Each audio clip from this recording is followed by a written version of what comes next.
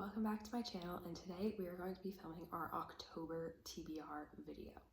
So I have behind me my little TBR mug full of various TBR prompts and my entire physical TBR laid out on the shelf here. We are going to pick 6 prompts from my little mug, match them up to a book on my TBR, and then I will go over all of them at the end. Without further ado,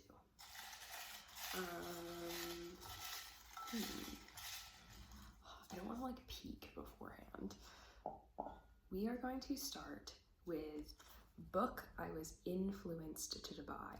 So this could be like a book that I saw on TikTok, a book that I saw another booktuber talk about, a book that I saw a book talker talk about. Basically any book that I didn't uniquely decide to buy on my own. The first thing that really jumps out to me is like both of these Elsie Silver books. I would say that my reading journey with Elsie Silver has been highly influenced by social media, but I think that the book that I was probably most influenced to buy by social media was Wild Card, which is the 4th book in the Rose Hill series by Elsie Silver. This book follows Sebastian, or Bash, who is like the last character in the bowling club that includes all of the male love interests of the series, and his son's ex-girlfriend, which is a very unique trope that I don't see a lot outside of fan fiction. So I think this book fits the prompt the best. I was influenced to buy this mostly by Sarah Caroli and Destiny Sidwell, who both really liked the Chestnut Springs series, and so they influenced me to get into Elsie Silver's works. And so I would say like this is a tangential influence, where like I would have bought this anyway because I love this series, but I was influenced to start reading Elsie Silver because of other YouTubers. So this will be our first book on the TBR. All right, let's pick our next prompt. Ugh, I'm like low-key nervous. I don't know why either, because I wrote all these prompts. All right, next we have most recent purchase. Okay, there are a couple books that I bought relatively recently that I think would fit this prompt. Obviously we have A False Start by Elsie Silver. I bought this like a week ago, so it technically is my most recent purchase, but I almost don't want to put like back-to-back Elsie Silver books on the TBR. So we could go to my next most recent purchase, which is The Devils by Joe Abercrombie. I bought this at the National Book Festival in DC because I'm from the DMV area. And I have never read a Joe Abercrombie book. I don't even know if this is a good place to start, but something about the summary of this just captivated me. And I'm really into like weird books and books that have religious themes or like talk about religion in a unique way. And so I really wanted to read this. I'll read you the summary. So Brother Diaz has been summoned to the sacred city where he is certain a commendation and a grand holy assignment awaits him. But his new flock is made up of unrepentant murderers, practitioners of ghastly magic, and outright monsters. The mission he is tasked with will require bloody measures from them all in order to achieve its righteous ends. Elves lurk at the borders and hunger for flesh, while greedy princes care for nothing but their own ambitions and comfort. So, I don't know, I just think it's interesting. Like, it's a book about a priest who goes to a new place to be a priest for horrible people, but then it ends up, I guess, based on what I've read, that those people help him in some way. I'm really excited to read it. I love epic fantasy, and I'm excited to start my journey with Joe Abercrombie. And we'll go to prompt number 3. I might pick more than 6. Last month I had 8, and that kind of, like, I'm almost done with that TBR. So I'm thinking like maybe 6, but we'll see. All right, so this is the one we're gonna pick. Oh, cover I hate. I don't know if there are any covers that I hate, because like so many of them are so pretty. I think honestly, hot take, the cover I hate is Cytonic by Brandon Sanderson. This cover, I don't like the covers for this entire series. I think these are the American covers, and I don't know. I don't vibe with them very much at all. And if I had to, you know, give it a different cover, I totally would. So I think like of the covers on my TBR, this is probably the one I hate the most. But I don't loathe it, I just dislike it. So Cytonic by Brandon Sanderson is the third book in the Skyward series, if you don't include Skyward Flight, which is like the book that has all the novellas. This series follows Spensa, whose father was a pilot and he died, and they live in space, by the way, just for framing. And she, in the first book, wanted to become a pilot to avenge his memory because he's considered like kind of a bad historical figure, because he turned on his fellow pilots in this battle that was really important. And so she tries to redeem him by becoming a pilot. And along the way, she discovers like the truth about what happened. This third book, I can't really say much about it without spoiling the series, to be quite honest. But it continues to follow Spensa and like her discovery of her various powers and the wider world outside of the planet that she lives on. So this will be the third book. We will move on to prompt number 4. I like didn't put that many prompts in here, so I hope I don't like pick the ones that I don't want. Okay, prompt number 4 is random number generator. Okay, I have to go get my laptop. I have my laptop, so we have 1, 2, 3, 9 books, and let's generate. I will just hold this up. All right, generate. Book number 5. All right, let's see what we have. Yay. We have Howling Dark, which is the second book in the, oh my god, what series is it? The Sun Eater series by Christopher Ruocchio. I'm definitely butchering that. This book starts with Empire of Silence. Empire of Silence follows our main character, Hadrian Marlowe, as he has to leave his home planet and go to another planet to basically escape a fate that his father wants to put on him. Except he trusts the wrong people and he ends up stranded on this backwater planet, and he essentially has to build a life for himself from the ground up, because if he uses his like lordship funds and ring and whatever to get what he wants, then his father will know where he is and force him back into that path that he doesn't want to take. The background of all of this is that there is a war that the humans are having with this alien race called the Cielsen, which I think is how you pronounce it, but don't come for me. And Hadrian speaks their language. So that is kind of like the framing for the other wider problem that's going on.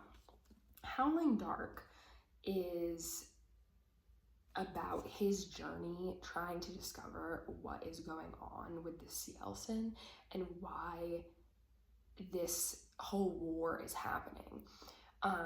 It's a long book. I'm very excited to get into it, and we'll see how it goes. Let's pick prompt number 5. We're getting like down into it. Like there are not that many prompts left. Okay, let us unfold this one. Favorite author. Okay, This is a tough one because I have some new to me authors that I've never read on here. And so honestly, like the only authors on my TBR currently that I've read books from before is Elsie Silver and Brandon Sanderson. And I've already put a book by both of them on my TBR. I don't even know really what to do here because I've already put books from both of them on my TBR. The alternative would be to do a reread, but I don't really want to do that because my goal by the end of the year is to do a TBR takedown and to have all of these books off of the physical TBR. So I think, honestly, I'm going to go with A False Start by Elsie Silver. The reasoning for this is because it's not the same series as Wild Card, it's a different series, and so it will help me cross yet another series off my TBR even though it's the same author. A False Start is the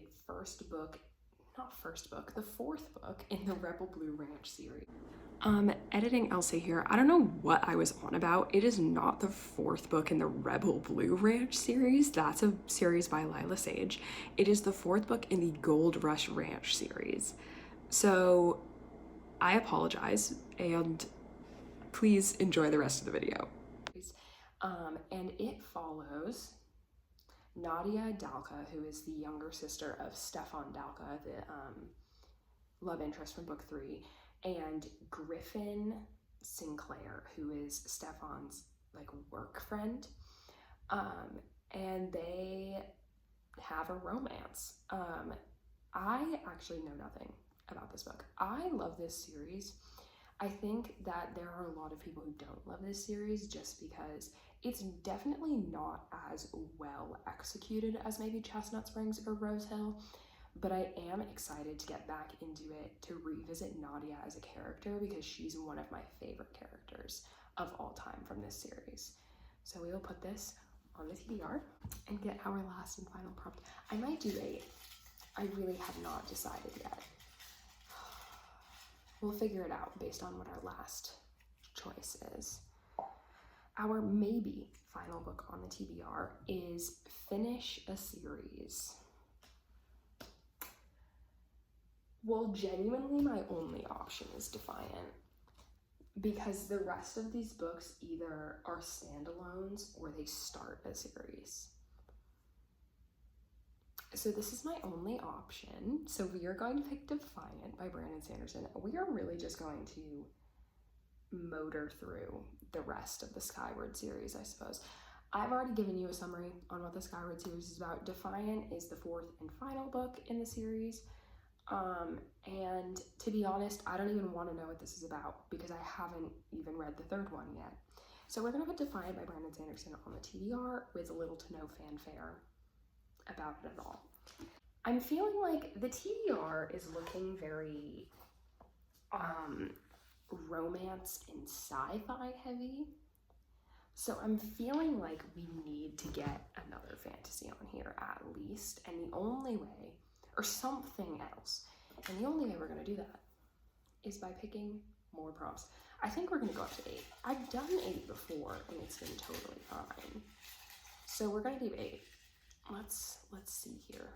I only want to pick 1, not accidentally 2, and let's see what this one is. A book that matches the season. Okay, well this is for October, and the season of October is fall / spooky / weird. The only, to me, a book that screams October that I have is, I mean, fantasy is very fall, but I think The Bog Wife really screams October to me. I know that it looks, I could also, you know, see this as like a dark spring kind of book, but something about the idea of like siblings in their ancestral home and like weird happenings to me screams fall. This book is about a cranberry bog and the siblings who maintain it, essentially. And each generation, there's a ritual sacrifice of the patriarch of the family, and the bog produces a woman made from vegetation called the Bog Wife, who is meant to perpetuate the family line. And they are summoned back to the manor, a la Umbrella Academy, and they need to salvage the contract, basically. And that is the plot of this book. It just feels very, like, I don't know, weird, like creepy. And I think that's what is really screaming October to me. So this is going to be our 7th book. I'm going to do 8. I feel an uneven number kind of pisses me off. So we're going to do 8 books. And if I don't get to all of them, then I don't get to all of them. But October is a long month. It's 31 days. So I'm feeling like I can do it. This is going to be our last prompt. I'm like low-key really nervous. I can't do this one. It's a book set in the real world. I put that one in because I read so much fantasy and sci-fi. The only one that I can think of that might be set in the real world is The Night Ends with Fire. But it's set in like a fantasy world. So, oh my god, is the Count of Monte Cristo set in the real world? Please say no. I feel like it is though. Let's look. Set in the years following the defeat of Napoleon in 1815. The longest book that I own, The Count of Monte Cristo, is the only one left that is set in the real world.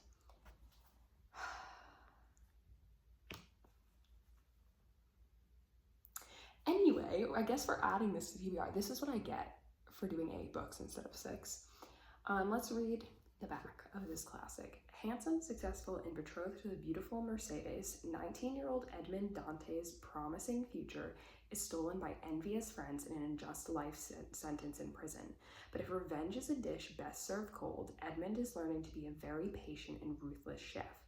Set in the years following the defeat of Napoleon in 1815, The Count of Monte Cristo is a romantic adventure that continues to enthrall readers. I mean, I am obviously like excited to read this book. Like, I have been wanting to read this for forever. I don't read a lot of classics. And so, you know, I want to expand my knowledge, but look at it. Look at it. This book is, I fear, 1,148 pages. It is not as long as some installments of the Stormlight Archive, which I have read, but it is still chunky. And I don't have big book fear. It's just this on top of all of this is a lot. Our first book on the TBR was Wild Card by Elsie Silver. Then we have The Devils by Joe Abercrombie. We have Cytonic and Defiant by Brandon Sanderson. We have Howling Dark by Christopher Ruocchio. We have A False Start by Elsie Silver. The Bog Wife by Kay Chronister. And finally, The Count of Monte Cristo by Alexander Dumas. And that, my friends, is our October TBR. And I am afraid. Thank you for watching.